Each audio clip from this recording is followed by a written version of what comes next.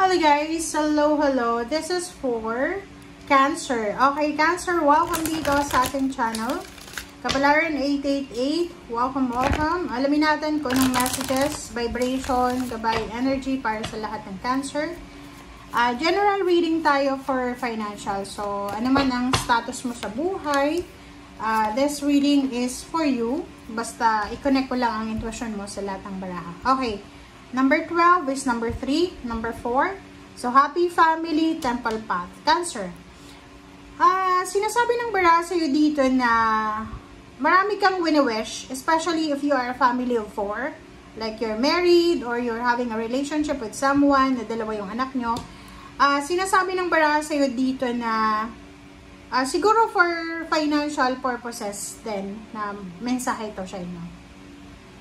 Meron sa inyo dito na possible na marami kayong mga plano para sa pamilya nyo. Like, gusto nyo magkaroon ng successful na business, na trabaho, promotion, or anything.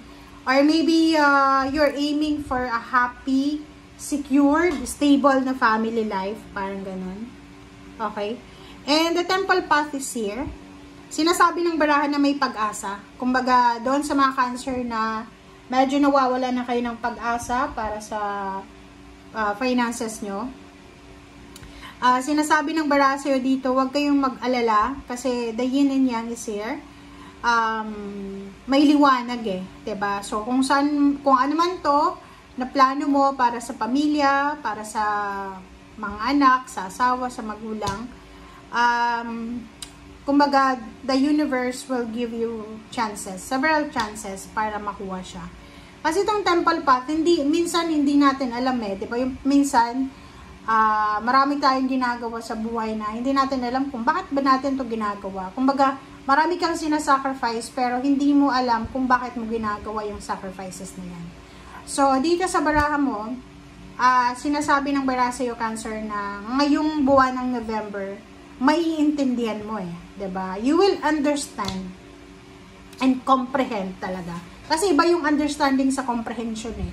'Di ba minsan naiintindihan natin, pero hindi natin masyadong nakukuha, 'di ba? So ngayon na November, kumbaga maiintindihan mo eh. Maiintindihan mo bakit nangyayari ito. Bakit pinagdaanan mo yung ganyan ganito. So this November, lahat ng mga pinagdaanan mo sa past ay posibleng magamit mo siya para maging parang ano to eh, weapon para sa magandang buhay, maayos na pamilya na wini-wish mo. Kumbaga maliwanag na eh. Kung dati ay nahihirapan kang, or okay, sabihin na natin, kung dati ay nahihirapan kayong mag-manage ng finances nyo, dahil mag-isa lang kayong tumataguyod sa pamilya, ngayon pwedeng may katuwang ka na. Parang ganon. So, yun Cancer. Like, medyo makakahinga ka ng maayos, ng maluwag, kasi mararamdaman mo na, ay, andito na. So, maybe you're waiting for a promotion, salary increase, or something na malaki na pera, or kung ano pa man, na posibleng makukuha mo siya.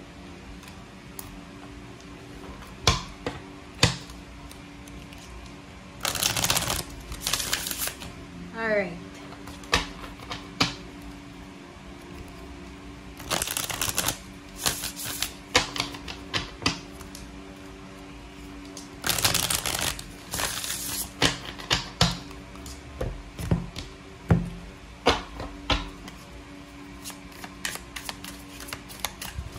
Okay, Cancer. Okay, first card natin is Five of Pentacles. So, if you are currently experiencing financial problems, sinasabi ng baraha sa'yo dito na yun, diba? So, kakasabi ko lang sa'yo kanina. Parang ito siya. So, halimbawa na yung Five of Pentacles kasi is financial problems. Like, may problema ka sa pera, problema ka sa sweldo mo, may problema ka sa mga investment mo, kung may investment ka, or talagang may problema ka, wala kang pera, or marami kang pinagdadaan na financial problems. Sinasabi ng Ace of Pentacles na sa buwan ng November, possible na makatanggap ka ng balita. Or there's a journey na posibleng magsisimula sa'yo na posibleng eto ay makatulong sa kung ano man na financial na problems sa meron ka dito. Like halimbawa yung mga Cancer na matagal kayong naging unemployed kasi nagkasakit kayo ng anak or pwedeng may nangyaring hindi maganda.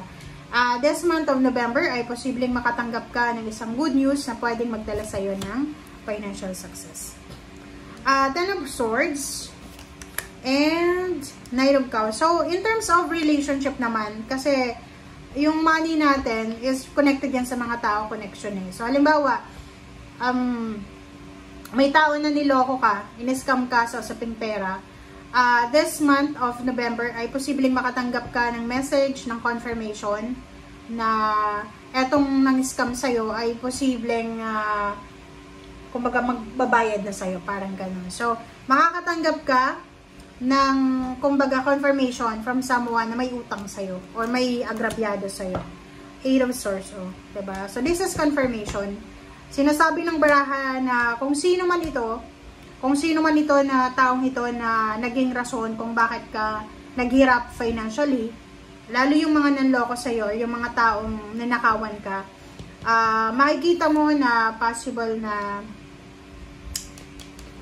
lang na ibalik sa'yo kung ano yung nawala sa'yo. Meron din dito na Cancer na mag-iingat kayo. You need to be very careful. Kasi pwedeng ikaw to or pwedeng ibang tao. Kasi wala naman ditong sinasabi na ikaw yan or iba. So the other way around, pwedeng ikaw, pwedeng ibang tao na kung sino sa inyo ang gumawa ng masama. Okay? Kung sino sa inyo ang gumawa ng mali. Lalo na kung may involved na pera, ay posibleng makatanggap ng karma. This is bad karma, guys. Okay? Bad karma kasi itong Eight of Swords eh. Okay? So, black horse siya. And sinasabi ng baraha sa atin na kung sino man ang nanloko, lalo na sa pera, kung sino man ang nangagrabyado, ay posibleng makakaranas siya ng karma. Bad karma. Okay, next card natin is Three of Wands and High Priestess. Okay. This is for Cancer, guys. Okay, so ilalim mo dito is Judgment. So this is about decision. For the month of November, kung makikita mo yung baraha mo, meron kang Three of Wands. You're waiting eh. Maybe you're waiting for financial success or financial new beginnings. You're waiting for some financial help. Or ano ba yung hinihintay mo? Please comment down below. Sinasabi ng baraha sa atin na possible tayong makatanggap ng balita about sa pera na hinihintay natin. But nasa gitna ka ng High Priest, tsaka High Priestess, tsaka the Moon. Yung halimbawa na meron sa inyo dito na, okay, etong November na to, possible na dalawa yung pwedeng mangyari. Alin ka ba dyan? Kasi dito, sa una, sinasabi ng baraha na kung ikaw ay may financial problems na pinagdadaanan sa ngayon, isang tao na, like for example, naging kaaway mo, naging rason kung bakit nasira yung relationship nyo, ang posibleng makatulong sa'yo. Okay? Sa financial problems mo. Halimbawa lang ha, it's either may pagkakataon dito na makulong ka. It's either lang. May mga pagkakataon na pwedeng may isang tao na kasuhan ka. Ang tao ito, itong water sign, Pisces, Scorpio, Cancer, pwedeng siya yung makatulong sa'yo para makaalis ka. Diyan sa 8 of Swords and 10 of Swords. The other way around then, kung ikaw ay naghihintay, maybe you're waiting for a promotion, salary increase, or financial lump sum of money, or ano man, sinasabi ng baraha sa atin na huwag kang matakot. Kasi parang ang nakikita ko sa'yo dito, mayroon kang fear. Natatakot ka sa buwan na to na kung ano man itong kinakatakutan mo.